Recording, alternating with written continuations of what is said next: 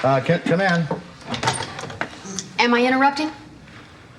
Well, I was sort of on a roll, but go ahead. There's a maple syrup man out front. A what? That's what he says.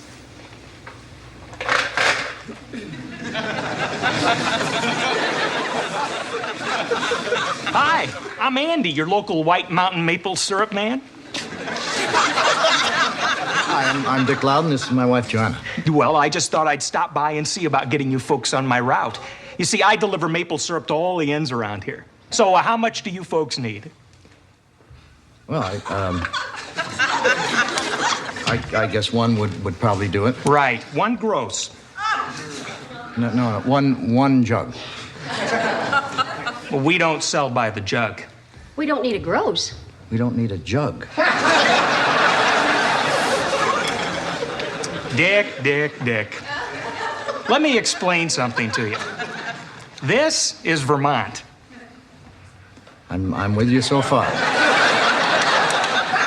You see, people come here from all over the country, all over the world, and they don't leave without picking up some maple syrup. You see, it's a tradition. Be like going to the beach, not picking up a shell. Going to the moon, not picking up a rock. Going to... That's all right. I think I see where you're going. Honey, maybe we could give them to our guests as mementos of their visit. Oh, better yet, you sell it to them. I mean, this stuff goes like hotcakes. Or on them. Don't laugh, it's an old joke. You make it hard.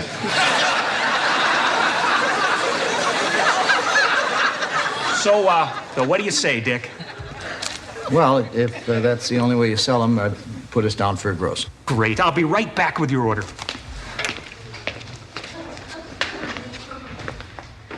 You think I was had? Why? Because you bought 144 jugs of syrup? I guess not. Hi, guys. I came over to see if your heat's working. It's working fine. Mine's out at the cafe. I just wanted to see if it's out all over the block. You mean like a heat out? Yeah. Any chance George could take a look at it? Well, he would, but he's getting ready for the health and safety inspector. There's going to be an inspector in the area? Tomorrow. Uh-oh, we are all in trouble. Don't start, Kirk. Dick, these inspectors are brutal. They live to close down places like ours. Dick, he could have a point. Joanna, you can't believe anything this man says. What are you talking about? You said yourself you're an habitual liar. And you believe that?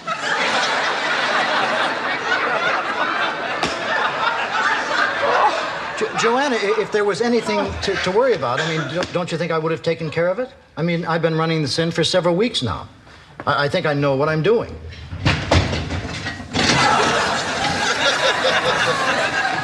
Here you go, Dick. Where do you want it?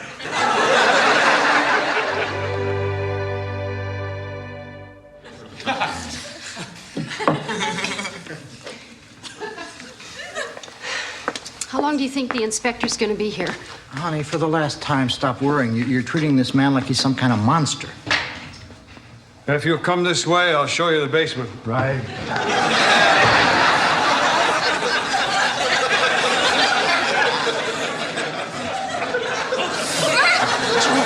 How's it going?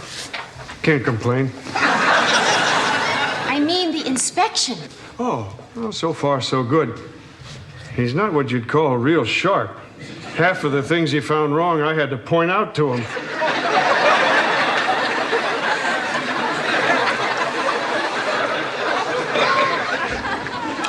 Now can I worry? Hi. I saw the inspector's car out front. Has he said anything about coming to my place? No, but thanks for your concern. Yeah. You know, I tried to get into his car to see where he's headed next, but the paranoid clown locked it. Kirk, I'm sure if your place was on his schedule, you'd know it. Not if the mailman is withholding my mail. Well, Dick, I guess we're done. So how'd we do? Yeah, I've seen worse. You don't know how happy we are to hear you say that. This'll do it for me. Enjoy your inn. Oh, by the way, do you know a place to eat around here? Gee, it's too bad the cafe next door is closed. Oh, there's a cafe next door? Who said anything about a cafe?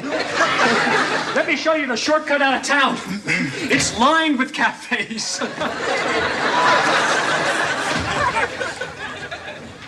Excuse me, could somebody help us with our luggage? Coming. You're checking out, Mr. Carlson? Yeah. I hope you enjoyed your stay. We had a wonderful time. Oh, good. I'll have your bill right here. Let's see, that's 6 nights in the Martin Van Buren room. Plus tax would be $274. When we called, you said you'd give us a 50% discount because you were still fixing the place up. Right. So that would be $137. And you said something about giving us a discount if we didn't eat breakfast here. Right again. Yes, $1.50 a day for 6 days times 1, 2, 3, 4, 5 people. Be $45 from $137, $92. Right, and we sent you a $100 deposit. Right, so I owe you $8.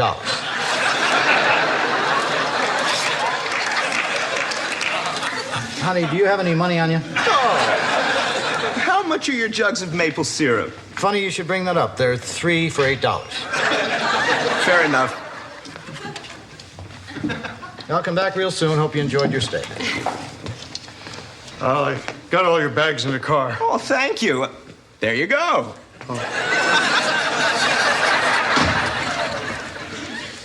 Where do I cash this in?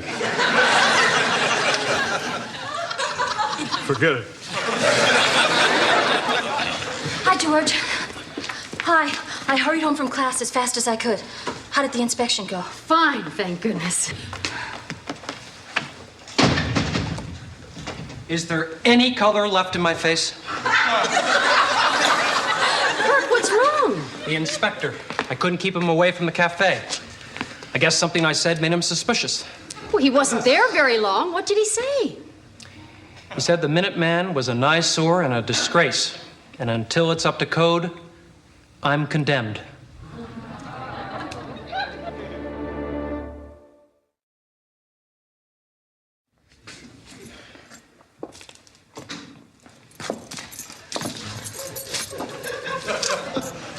Well, this is it. Now you know why I've never invited any of you over here. I don't think we're not grateful. The electricity still works. If you're cold, I could plug in the toaster oven. No, that's okay. Kirk, where'd you get all this stuff? Oh, here and there, it's mostly cheap junk. I try to push on the tourists. See anything you like? I ate a ton at the Minuteman Cafe. You sell these? I tried. Now I just go out and stick them on their cars while they're eating. Eating what? Mostly Minuteman burgers. That's a burger I cook in 1 minute. My motto is, if I can cook it in a minute, you can eat it in a minute. Interesting challenge. You know, Kirk, you didn't have to let the place get like this. Hey, you think I'm proud of this? But this isn't exactly what I wanted to do with my life. Then what are you doing here? It's a long story, and I'd rather not go into it. Actually, that's not true. I'm dying to go into it. I bought this place for a woman, Victoria. She was beautiful, witty, intelligent. Leslie, this isn't making you uncomfortable, is it? Anyway, it was a few years back. She was a young co-ed headed for Middlebury College. I was posing as a brilliant young internist with a promising future. And then I decided to throw it all away to follow her here from Nebraska. I didn't know you were from Nebraska. Okay, South Dakota. Kirk, you don't have to lie. If you're from Nebraska, just say Nebraska. It was big sky country. It's Montana. What is this, an inquisition?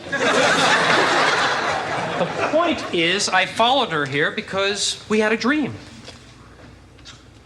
We were on our way to Middlebury when she spotted this place from the highway. Then suddenly she said, wouldn't it be incredibly bohemian if we bought this place and opened up a little cafe? You know, the kind of place that sells pastries and antiques and everyone sits around drinking herb tea and listening to poetry. And on cold winter nights, we'd wrap ourselves in a down comforter and sit in front of the hearth, sipping hot spiced wine and reading Proust. And upstairs, our children, Adrian and little Francoise, would be snuggled in their beds, dreaming the dreams of the innocent. Well, at least that's the way it was supposed to have been. What happened? We were at the real estate office. I had just put down every penny I had on this place and signed all the papers. I turned to her, she looked at me, and I said, well, what do you think? And she said, I think I like someone else more than you. And she walked out the door, climbed in my car, and drove away. Oh, Kirk, that's so sad. Thank you. Anyway, I guess my heart wasn't in it after that. Then why haven't you sold it? Would you buy it? Besides, I'm not so sure I want to sell it. Not as long as there's still a chance that someday she's going to walk through that door carrying her suitcase and say, Giancarlo, I'm back.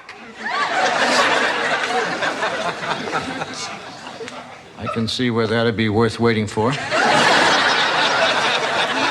Honey, could I speak to you for a minute in private? Isn't there something we can do to help him?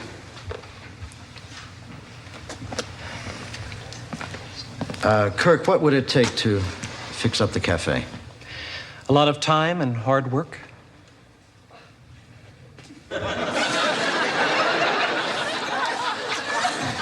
He says there's nothing we can do. There's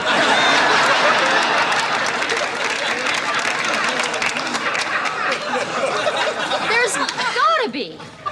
Well, I bet if we all pitched in, we could get the Minuteman back up to code in no time at all.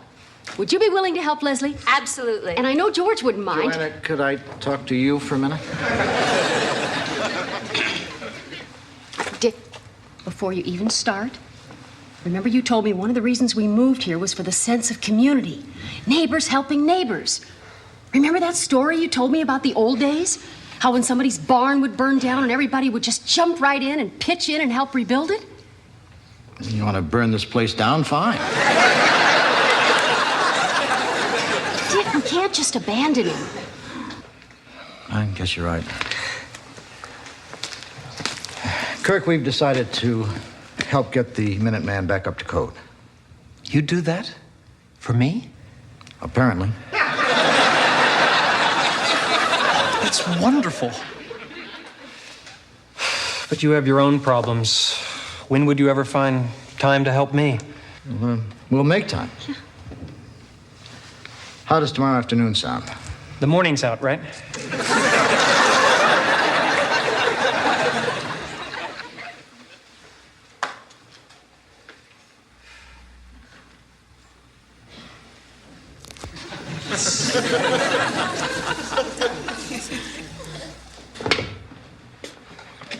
Hi, Kirk. Oh, hi, guys. What's the matter? I thought you'd be glad to see us. I don't know. I've been going over this list, and there's just no way we're going to get this place up to code. There's just too many things wrong with it. Like what? One thing, the place is filthy. I can help you with the cleaning. I've got all kinds of electrical problems. I can help you with that. I've got trouble with the plumbing. I can help Joanna with the cleaning.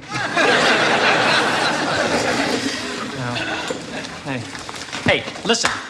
Before we start scraping off the grime, can I make you something to eat? I'm not hungry. What if I went out and got something? Unless, of course, you'd like me to hang around here and help. No, we'll be fine. Then I'm going to treat you to the best meal money can buy.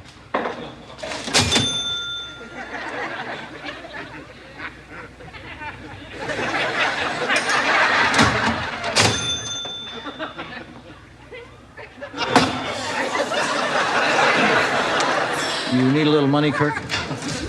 Just until I get my tax refund.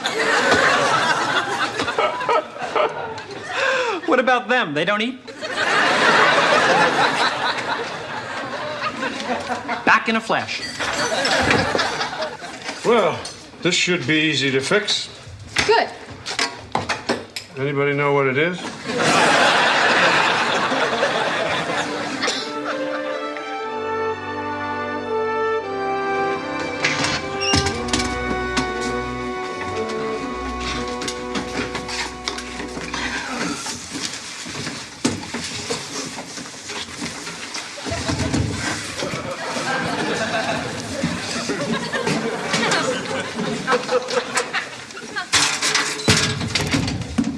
I never want to hear the name Kirk Devane again as long as I live.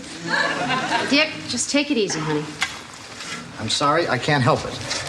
I mean, we work our tails off trying to fix up his cafe, and then he pulls something like this. We don't know that Kirk's pulled anything. He left at 8:30 in the morning to get us breakfast. It's now night.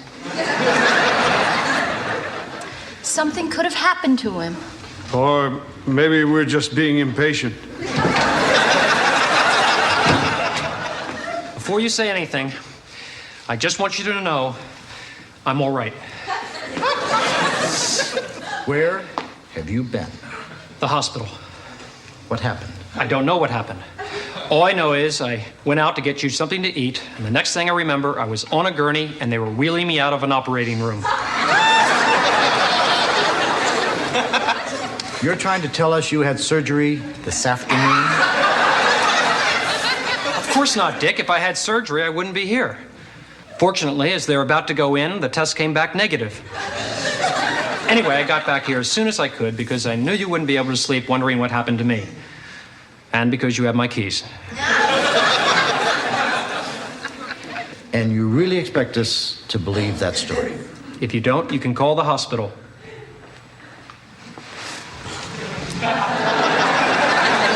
St. Joseph's, emergency admitting, ask for Mrs. Halpin, Halpin. The attending physician was Dr. Julius Forbes, Forbes. I believe he's chief of neurosurgery. The girl who took blood was named Carol. If you talk to her, tell her thanks from a guy named Grateful.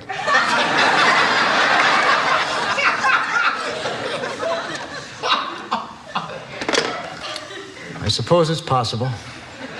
Good.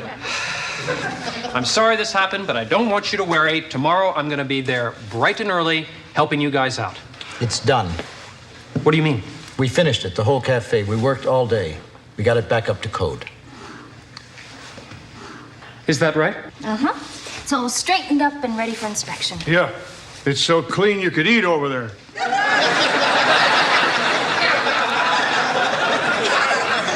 Well, what are we waiting for? Let's go over and see it.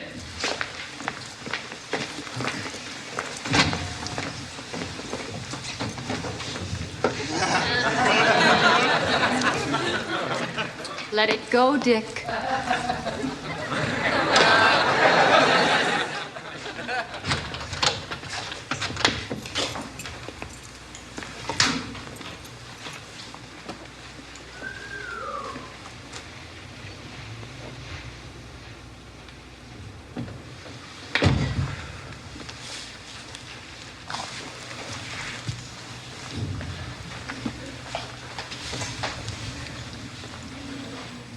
Well, what do you think?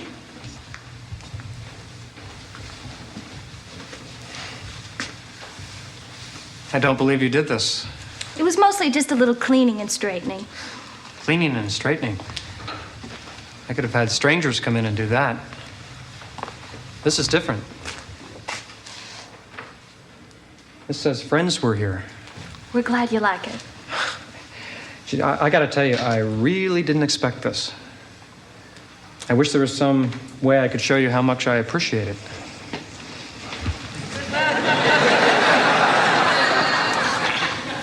You mean that? Yeah. Why? If you really value our friendship, you can prove it. How? Stop lying. No more excuses, no more phony stories, just stop lying. To you or everyone? It's not that I don't want to. I'm just not sure I can do it. Kirk, nobody's gonna hate you for being honest. That's what real friends do. They accept you for what you are. Even if it's not pretty. And that's what you all want me to do. Well, I guess I owe it to you. Okay, starting right now, the truth.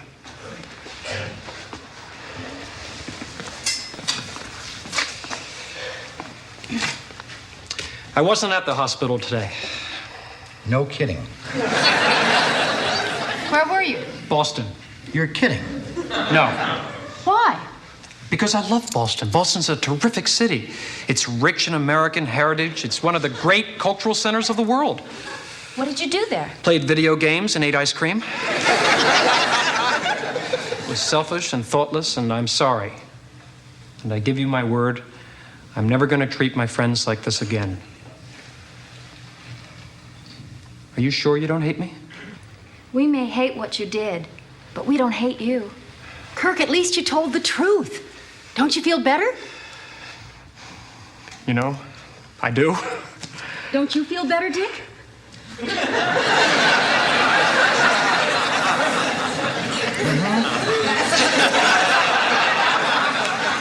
This is unbelievable. I never knew I could talk to people like this. I always thought I had to lie to make everything right. I feel terrific. Great. I feel so good. I want to confess a few more lies I've told you. I've never played Major League Baseball. I've never lived in Athens. And I've never helped Elvis get dressed. God, what a feeling this is. It's incredible. I feel so good, I have one more confession to make. What's that? This place was never really condemned. I mean, I got scared, so I made the whole thing up. God, I love you people so much. Champagne on me!